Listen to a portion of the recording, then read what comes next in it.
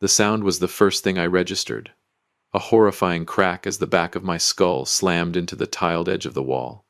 It was the sound of collapse. Not just bone. It was the collapse of a belief that had lasted 72 years. A blinding bolt of pain exploded behind my eyes. It burned and cut sharp like an axe striking straight into my consciousness. I collapsed. The world flipped over, my vision fixed on the butter-yellow kitchen wall. The paint color looked absurd in this moment. I had mixed and painted it myself 30 years earlier just to make Grace happy. Now it was the last thing I saw before the darkness came. I tried to breathe, but my chest felt like it was crushed under a massive stone. I felt the cold from the floor seep into my skin through my old shirt. I am 72 years old and my only child had just assaulted me. Elijah. The boy I once carried in my arms. The child I swore to protect with my life. He stood there. There was not a trace of remorse in his eyes. Only impatience, hatred, and a blind hunger for material things. I heard footsteps on the dry grass in the backyard. Then the dry pop of a beer can opening. The sound of celebration. Amelia stepped into my blurred view. She did not bend down to check whether I was alive or dead. She leaned against the doorway. Her bright red lips curved into a poisonous smile. She handed Elijah a cold beer. Her voice rang out, clear and cruel. She said, "The old man is finally gone. Now we can finally live." Each word stabbed into my ears like needles. Now we can live. She meant they could live in this house. On my efforts, on the ashes of my life. Elijah did not answer. He simply took a long drink of the beer. That silence hurt more than the blow. It was agreement. It was the complete erasure of my existence. I lay there, between darkness and awareness. My trembling hands touched the edge of the wooden table. I wanted to scream. I wanted to ask why. But my throat was locked. The physical pain was now only a faint whisper compared to the storm tearing through my heart. This was the beginning of the end. Or perhaps it was the beginning of a punishment they never imagined. You want me gone. You want freedom built on my sacrifice. Just wait. I closed my eyes and let the cold spread. But in my mind a cold fire began to ignite. Elijah, Amelia, you have made the biggest mistake of your lives. You think I am old and useless. You think I have completely fallen. But you forgot one thing. This house was built with my bones and my flesh. And I know every corner of it. Even the places where darkness lives. The game has only just begun. And the price for your freedom will be more than anything you could ever afford. Welcome back to Dad's Real Life Revenge. Grab a glass of water, some snacks, sit back, and stay calm. Today's story reflects a small but especially dark side of human nature that is becoming more common in modern society. Leave a comment and subscribe to support the channel and motivate me to keep creating stories like this. Darkness swallowed me on the cold kitchen floor, but my mind was dragged back into the past. Back to the days when the sun burned our skin on this dusty land. 30 years ago. This place was nothing but an empty patch of wilderness. Grace and I stood there, our hands tightly clasped together. We had nothing except a dream and a plan sketched quickly on a piece of cement paper. We built it with our own hands every weekend for 2 years. I remember the smell of freshly cut pine. I remember the rough texture of the red bricks. Grace would often wipe the sweat from my forehead with her small embroidered handkerchief. She would smile. That smile was all the motivation I needed to swing the hammer again. Every nail I drove down was a promise for the future. Every bucket of mortar poured was another brick in the home we were building for Elijah. We did not hire workers. We did not have extra money. But we had love and a stubborn persistence that bordered on madness. Then Grace was gone. She left on a windy autumn afternoon, leaving me and a little boy in a house that still smelled like fresh paint. A single father raising his son. My world collapsed, but I was not allowed to fall. Elijah needed a future. I threw myself into work like a wounded animal. I worked 16 hours every day at the woodworking shop. My hands cracked and bled from sawdust. At night I rushed to the bakery to knead dough. The metallic taste of exhaustion always lingered in my throat. I did not want Elijah to break his back under the sky like I did. I wanted his hands to stay clean. I wanted him to hold a pen instead of a hammer. I paid every one of his college tuition bills with the price of my chronic back pain. I skipped meals so he could wear the most expensive shirts. I was so proud when I saw him graduate. I thought I had completed the mission of a father. But I was wrong. I had unknowingly raised a parasite inside my own chest. Elijah came back, and he brought Amelia with him. She was like a poisonous wind blowing through this house. They asked to stay for 6 months to save money. I opened my doors. I cleared the best room in the house for them, but 6 months became a year. A year became 2. They did not save money. They only saved their strength so they could drain mine. I began to feel like a stranger in the very house I had built. They took over the living room. They changed the furniture. They looked at me like I was an outdated antique that took up space. I stood in the old woodworking shed behind the house, looking at the tools that had rusted over time. My heart tightened when I realized the bitter truth. When you open your heart too wide, sometimes you unknowingly invite people who will trample it to pieces. I gave Elijah everything, and now he repaid me with a blow from behind. He wants this house. He wants to erase every trace of me and Grace. He wants to turn our sanctuary into a playground for his vanity. But he forgot something. This house knows who its true owner is. Every piece of wood, every brick is soaked with my sweat. They do not belong to the lazy and the cruel. The takeover began with the smallest things. First were Grace's photo frames on the fireplace shelf. Amelia said they looked gloomy and outdated. She replaced them with cheap plastic flowers and flashy check-in photos of themselves. Next was the scent of the house. The smell of baked bread and old wood was replaced by heavy perfume and the cigarette smoke from Elijah. Slowly, I was pushed out of the spaces I had breathed in for 3 decades. The breaking point came on a Saturday afternoon. Elijah stood at the door of the master bedroom. He did not look me in the eye. He stared at the wall behind me. He said, "You are old now, Dad. Climbing the stairs every day is not good for your knees anymore.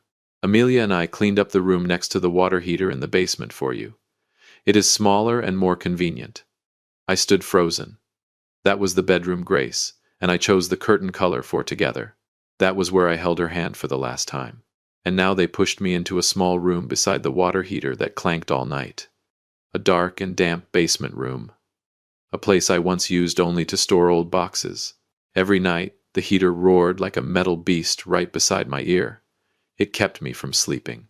But the thing that kept me awake was not the noise. It was the feeling of being pushed to the edge of my own life. I had become a ghost wandering inside my own home. Then the financial abuse began to reveal itself. Amelia started using my credit card for new sofas and extravagant parties. Strange bills arrived in the mail. When I asked Elijah, he waved his hand dismissively. "You are going to leave the house to us anyway, Dad, so why complain?" He spoke as if I were already dead. As if my property was a dowry he was automatically entitled to. The worst moment came when I discovered Elijah had forged my signature to borrow $5,000 from the bank. My hands trembled as I held the loan paper. My vision blurred. The son I raised with honesty had become a man who cheated his own father. I confronted him in the kitchen. Amelia stood behind him, chewing gum casually. She sneered and said the old man still keeps those papers. Elijah shouted that he needed capital to start a business. He said I was selfish for holding on to my retirement money. In desperation, I returned to the only corner of memory I had left. An old tin box hidden beneath the basement floor. I opened it with shaking hands. Inside was a thick manila envelope, the original house ownership papers. The name Elias Vance stood clearly on the yellowed document. It was the last proof that I existed. You think I have lost everything. You think I am a weak old man who will never fight back. Upstairs, their laughter echoed through the house. Loud music and heavy footsteps slammed onto the wooden floor I once cared for so carefully. They were celebrating on top of my misery, but they did not know that I was holding my weapon tightly in my hands. I looked at the small photo of Grace. Quietly, I made a promise to her. I will not let them stain this house any longer. At last, the last straw fell, and the cup finally overflowed. After a day lying in that dark storage room, enduring both the pain of physical injury and the torment of emotional wounds, I decided to leave the house late that afternoon. I carried no bulky suitcase, only an old manila envelope tucked tightly under my arm. I walked away without turning back. The oak door slammed behind me like a desperate farewell. I went to Isabella's house. She had been our neighbor for many years. When she opened the door, her eyes filled with shock. She saw the bruises on my neck. She saw the shattered look in my eyes. In Isabella's small kitchen, I sat quietly. I felt like a ghost taking shelter. A homeless man in the very neighborhood where I had lived half my life.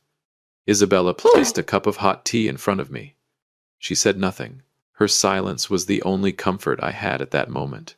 But then she took out her phone. Her hands trembled slightly as she handed it to me. "You should see this," she whispered, her voice heavy with pity. It was a video recorded at the party that began right after I had been thrown out of my own house. On the screen, Amelia stood on the new leather sofa that had been bought with my money. She lifted a crystal glass filled with red wine high into the air. She laughed loudly, her face twisted with triumph. She shouted over the pounding music, "Freedom at last. The old man is finally gone. Now this house belongs completely to us." Elijah stood right beside her. He did not stop her.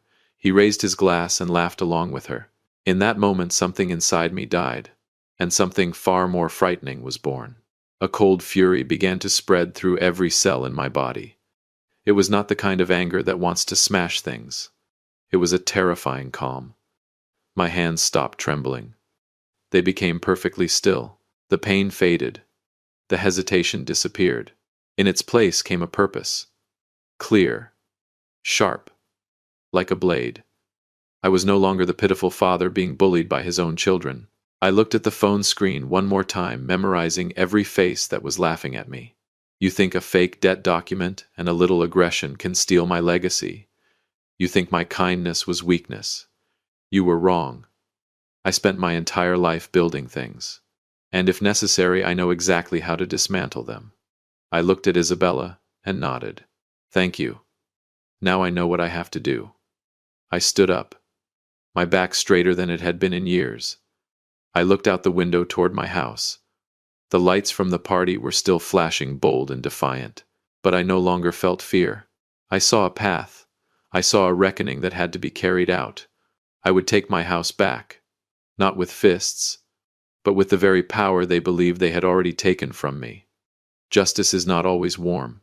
Sometimes it is as cold as frost. I opened the manila envelope. The property ownership documents glowed under the kitchen light. They were the sentence awaiting Elijah and Amelia. Tonight would be the last night they slept peacefully in that house. I would reclaim every brick, every beam of wood, every inch of space that Grace and I had built together with our lives. Their game ended the moment they recorded that video. The next morning I did not return home. I went straight to the law office of Elizabeth Diaz. She was a sharp woman with eyes that could see through any lie. I placed the manila envelope on her desk. I told her about the fall on the kitchen floor, about the credit card bills under Amelia's name, about Elijah forging my signature on the $5,000 loan. Elizabeth listened. She did not interrupt, but I saw her eyebrows tighten behind her jeweled glasses. "This is not just a family conflict," Elizabeth said firmly. "This is elder abuse and illegal asset exploitation." She looked at the bruise still visible on my neck. "We have enough evidence to pursue criminal charges, but I know you want more than that. You want real justice." I nodded. "I want them out. Immediately. I want my house free from those parasites." The plan was arranged quickly and precisely like a military operation. Elizabeth contacted the local police and child protective services. We had to ensure Sophia's safety. My poor granddaughter could not be trapped in the middle of this war. My heart tightened when I thought about her. But I knew this was the only way to protect her future. A toxic environment like that would destroy Sophia's spirit before she had the chance to grow up. I sat in a police car parked at the corner of the street, looking toward the house where I had laid every brick with my own hands. Music was still blasting from inside. They were partying again, enjoying their false victory. Elijah stood on the porch holding a glass of wine. He looked pathetic in expensive clothes he had never sweated to earn. Amelia was laughing with a group of unfamiliar friends. They treated my house like a free nightclub. It was time to end this performance. I stepped out of the car. 2 police officers and Elizabeth walked with me. The feeling of power did not come from weapons. It came from truth, and the law standing beside me. I felt my chest expand. The pain from the fall seemed to fade away. In its place was a terrifying clarity. We stepped onto the porch. Elijah saw me. The glass in his hand trembled. Amelia's smile vanished. The police officer stepped forward. He did not need to raise his voice, but his tone carried authority. This property is legally registered to Elias Vance. You have 30 minutes to collect essential personal belongings. Elijah stuttered. Dad, what are you doing? This is our house.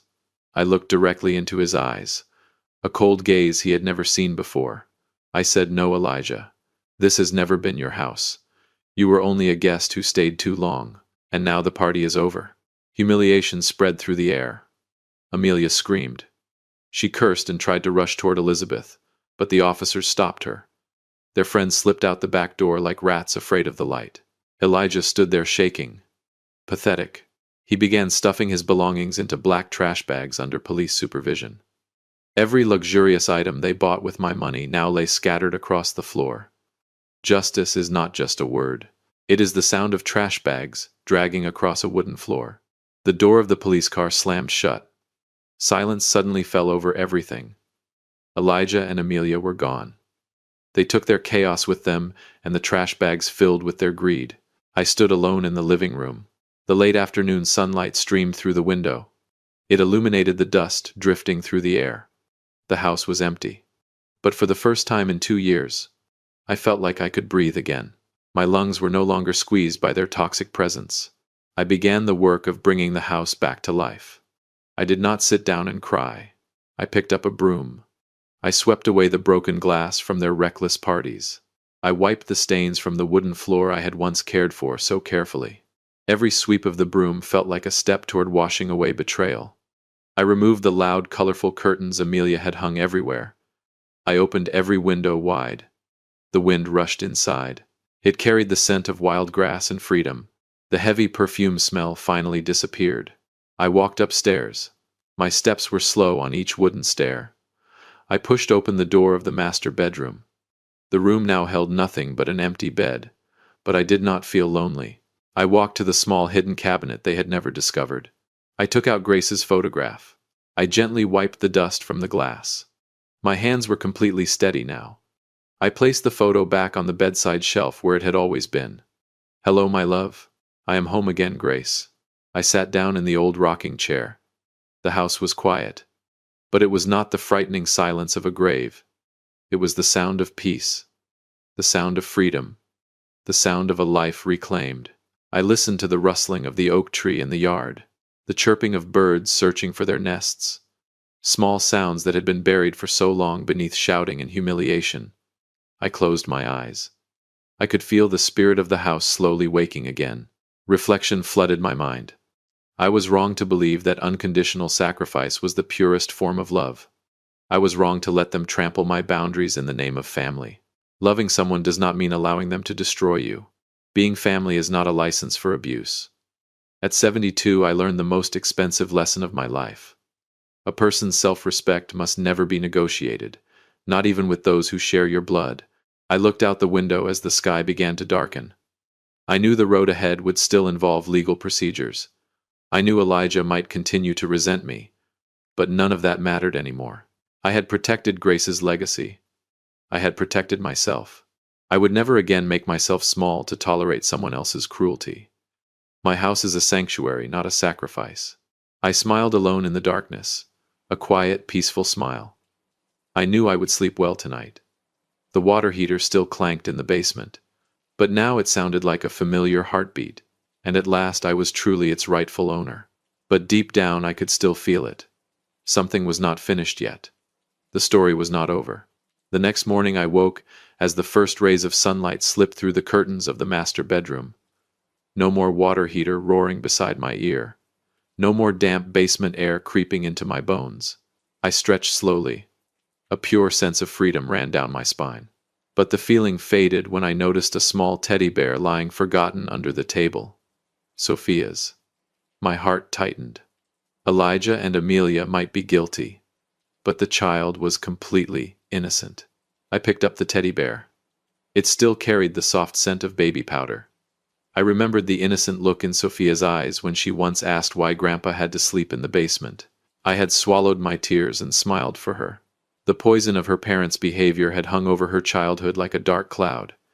In that moment, I realized that taking back this house was not only about justice for myself, it was about building a safe fortress for Sophia's future.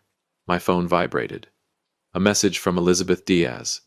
She informed me that Child Protective Services had completed the temporary paperwork. Because Elijah and Amelia currently had no stable housing and had shown violent behavior, I would be granted temporary guardianship of Sophia. A surge ran through my body. Part pressure, part hope. I was no longer just an old man quietly fading into retirement. I had a purpose again. I had to protect the only young branch of the Vance family from being destroyed by greed. I began cleaning the small room that once belonged to Elijah when he was young. I removed the strange posters and the empty liquor bottles he had left behind. I painted the walls a calm, pale blue. Every stroke of the brush felt like an apology to Sophia. An apology for letting her see things she should never have witnessed. An apology for my weakness for far too long. I would rebuild her world right here. In the house where her grandmother once dreamed about generations growing together. The doorbell rang. I walked to the door and saw Sophia standing there with a social worker. The little girl ran into my arms and burst into tears. "Grandpa," I was so scared. I held her small, trembling body tightly. "Do not be afraid, Sophia. Grandpa is here now.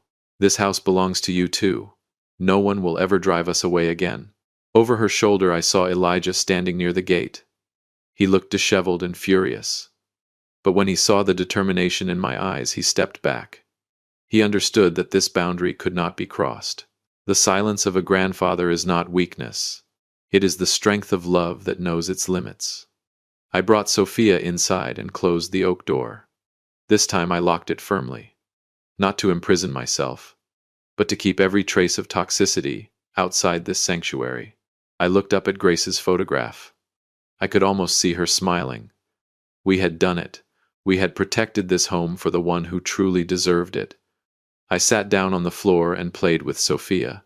The laughter of a child echoed through the house. It was the most beautiful sound I had heard in years. It chased away the shadows of the past.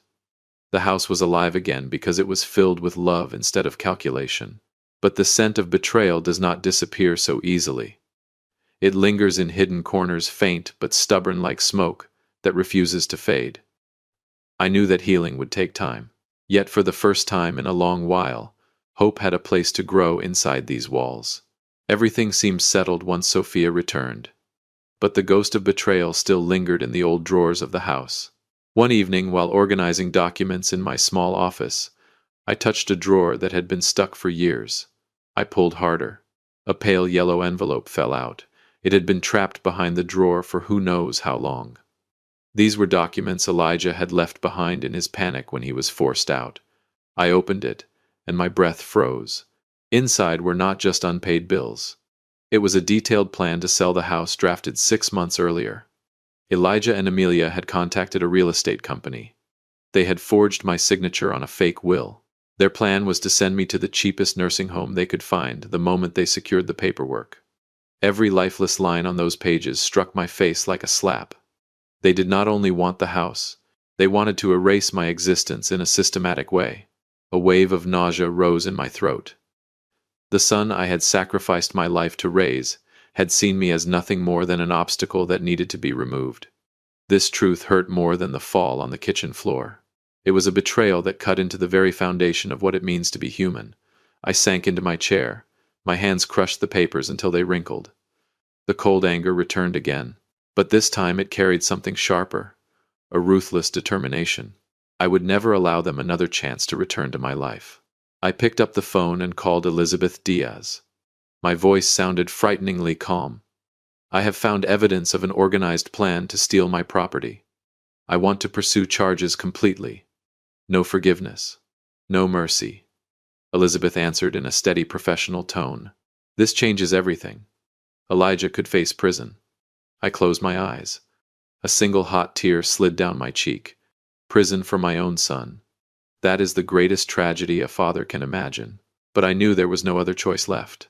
I stepped onto the balcony and looked down at the backyard, the place where Elijah once played as a little boy. I realized then that loving someone the wrong way can become poison. I had sheltered him too much. I had protected him from every consequence life could have taught him. And now I had to be the one to teach him the final lesson. The lesson of responsibility. A man must answer for what he has done, even if the price is his freedom. I burned the plan inside the fireplace in the living room. I watched the lies curl and blacken as the flames consumed them. The firelight reflected in my eyes with a new kind of resolve. I was no longer the Elias Vance from 6 months ago. I had been reborn from the ashes of betrayal. I looked at Sophia sleeping peacefully on the sofa. Quietly, I made a promise to her. Grandpa will protect this world for you, even if it means becoming ruthless in the eyes of others. My heart now felt like a piece of wood hardened by fire. Strong, unbreakable. I knew I was doing the right thing. Protecting justice sometimes means cutting away the infected flesh, even when that flesh once belonged to someone you loved most. The day of the trial arrived on a gray morning. The sky hung low and heavy over the rooftops. I tied the tie Grace had given me on our 30th anniversary. My hands did not tremble anymore. I stood in front of the mirror. A 72-year-old man with the wrinkles of determination carved into his face. Elijah sat on the bench across the courtroom. He looked hollow. The cheap suit could not hide how broken he seemed. Amelia sat beside him. The triumph was gone from her face. Only fear remained beneath the heavy layer of makeup. All the evidence was presented. The video from Isabella's house, the forged plan to sell the home, the false signature, the reckless credit card bills. One by one, everything was exposed under the cold lights of justice. Elizabeth Diaz spoke with a sharp precision that cut through the room. She did not call it a family dispute. She called it a financial and emotional assassination. Elijah kept his head down. He could not look at me. Perhaps he saw the shadow of the father who once carried him on his shoulders now standing as the man who had brought him to this moment. The moment the judge announced the sentence was when the truth struck like thunder. 18 months in prison for document forgery and elder abuse. Elijah collapsed into the bench. Amelia screamed and cried. She turned toward me with pleading eyes. "Father, please withdraw the charges." But I stood there, silent like an old wooden statue. My compassion had drained away on the kitchen floor that day. I did not feel triumph. I only felt a painful calm. A final debt had been paid. The officers led Elijah past me. He stopped for a single second. His eyes were red. He whispered in a hoarse voice, "I am sorry, Dad." I looked at him. The son I had spent a lifetime loving. I answered him not with hatred but with truth. "Elijah, I forgive you as a human being. But as your father, I must allow you to learn responsibility. You did not only strike me, you struck the soul of this family." The courtroom doors closed behind them. The cold sound of chains echoed down the hall. I stepped outside. The air felt strangely clean. The storm inside my heart had passed. All that remained was a wide, empty space that felt purified. I had cut away the rot to save what life remained. I was no longer a victim. I was the survivor of a battle I had never wished to fight. I walked home, each step steady on the pavement. The house appeared at the end of the street, standing strong and proud under the midday sun. It was no longer a piece of property to be fought over. It was my sanctuary, the place where I would spend the rest of my days rebuilding a future for Sophia, writing new chapters that carried no lies. I opened the gate. The hinge creaked like a quiet greeting welcoming its owner home. Justice is not always revenge. Sometimes it is simply the restoration of the natural order of the heart. I stepped inside. The scent of old wood and peace surrounded me. Everything was finished. And everything was just beginning.